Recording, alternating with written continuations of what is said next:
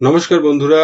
রাজ্য সরকার, সরকারি কর্মচারী, শিক্ষক শিক্ষিকা, পৌরকর্মী এদের যে 25% রোপা 2009 অনুযায়ী ডিএ এরিয়ার দেওয়ার কথা সুপ্রিম কোর্ট বলেছিল বিগত দিনের রায়ে, সেই রায় মানেনি। বদলে তারা একটা মডিফিকেশন অ্যাপ্লিকেশন দায়ের করেছে। কি কি দাবি তারা এই মডিফিকেশন অ্যাপ্লিকেশনে করেছে সেটা এই ভিডিওতে আমি তুলে ধরবো। পাশাপাশি তারা যে মানেনি তার জন্য কিন্তু রাজ্য সরকারি কর্মচারীরাও তারা কিন্তু কন্টেম্প্ট অফ কোর্ট সেই পথে যাচ্ছে।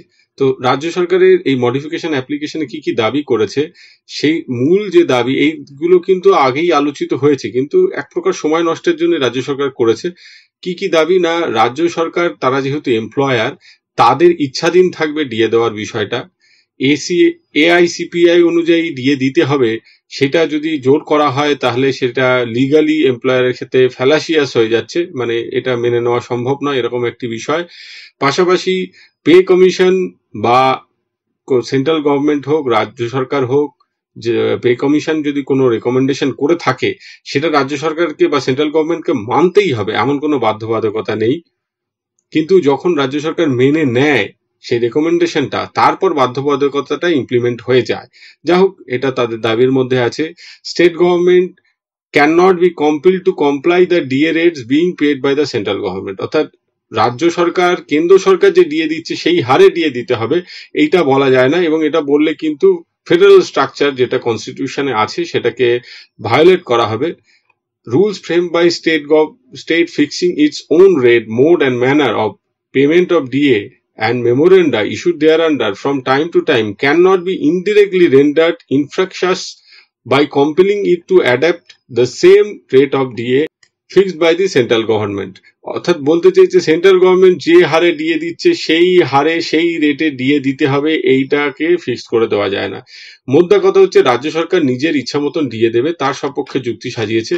এবং যে বিষয়গুলো পাশাপাশি তারা তুলে ধরেছে যে রাজ্য সরকার বিভিন্ন ক্ষেত্রে ফাইন্যান্সিয়াল বেনিফিট এমপ্লয়ীদের যায়, যেটা অন্য কোনো রাজ্যে এমনকি সেন্ট্রাল গভর্নমেন্টের নেই কর্মচারীদের। আরেকটা কথা খুব গুরুত্বপূর্ণ, এখানে কিন্তু তারা আবার সেই কথাটিকে তুলে ধরার চেষ্টা করেছেন যে পশ্চিমবঙ্গের ক্ষেত্রে স্টেট গভর্নমেন্ট এমপ্লয়ি সরাসরি রাজ্য সরকারি কর্মচারী ছাড়াও শিক্ষা প্রতিষ্ঠানের সাথে যুক্ত পৌর লোকাল বডিজ যেগুলো রয়েছে, পৌরসভা, পঞ্চায়েত, তার সাথে যুক্ত কর্মচারীদেরও দিতে হয়। এর জন্য একটা এক্সট্রা বার্ডেন যেটা অন্যান্য রাজ্যে নেই, এই কথাটা কিন্তু রাজ্য বারবার উল্লেখ করে, এটা কিন্তু বেশ চিন্তা। যা হোক, সেভারাল সোশ্যাল ওয়েলফেয়ার বেনিফিট যেটা বলছিলাম, তার মধ্যে একটা বলেছে পেনশন দেয়, যেটা এই যে সিস্টেমটা ওল্ড পেনশন স্কিম, সেটা অন্যান্য রাজ্যে এমনকি সেন্ট্রাল গভর্নমেন্টও নেই, এর জন্য বার্ডেন বাড়ে। এলটিসি বেনিফিট দেওয়া হয়, সেই কথা উঠে এসছে। ওয়েস্ট বেঙ্গল হেলথ স্কিমের কথা উঠে এসছে, হেলথ স্কিম দেওয়া হয়। যদিও শিক্ষক, পঞ্চায়েত কর্মচারীদের হেলথ স্কিম বোধহয় দেওয়া হয় না, শিক্ষকদের তো নিশ্চিতভাবেই দেওয়া হয় না, তাদের স্বাস্থ্যসাথীর আন্ডারে রাখা হয়েছে, যার জন্য অনেকেই নেন না এই সুবিধা। কেরিয়ার প্রগ্রেশন যে 8, 15, 24 যে ক্যাশ বেনিফিট, সেই কথাও বলা হয়েছে।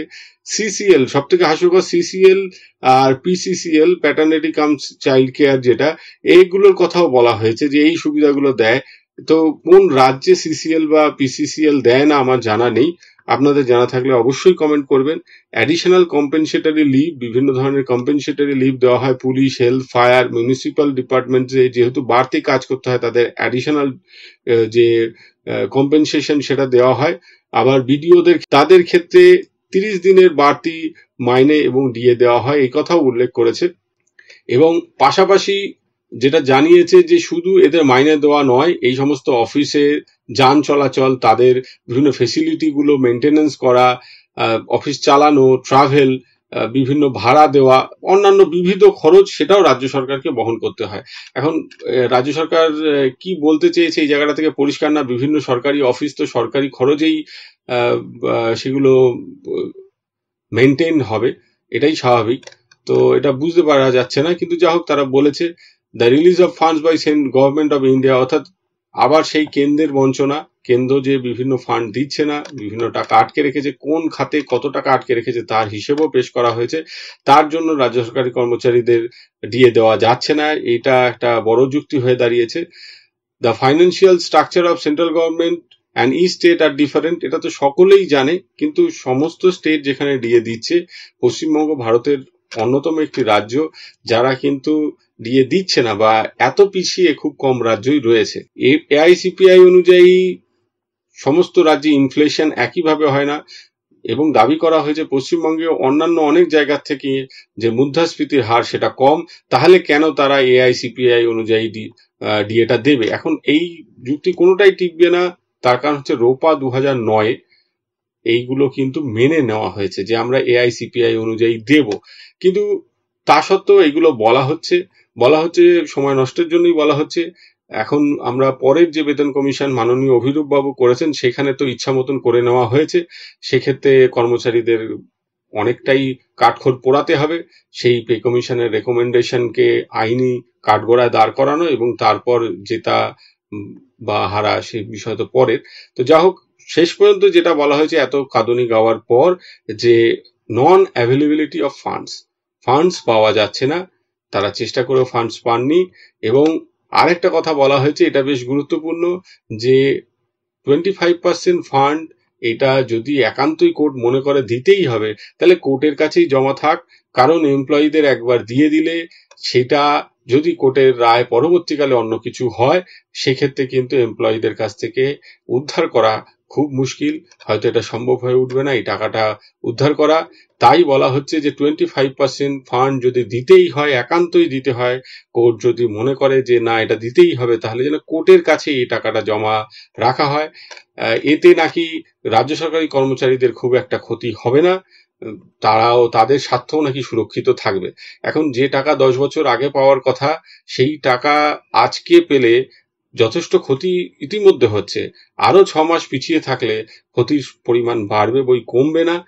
তো রাজ্য সরকার সেই অ্যাপ্লাইটাই করেছেন, তাদের প্রেয়ার হচ্ছে 6 মাস সময় দেওয়া হোক, যে তারা এআইসিপিআই অনুযায়ী যে ডিএ ক্যালকুলেট করবে, তার যে এরিয়ার ক্যালকুলেট করবে, সেই সময়টা তাদের দেওয়া হোক। তাদের 6 মাস সময় লাগবে, 6 দিন সময় পেলে রাজ্য সরকারি কর্মচারীরা 6 দিনের মধ্যে করে ফেলবে।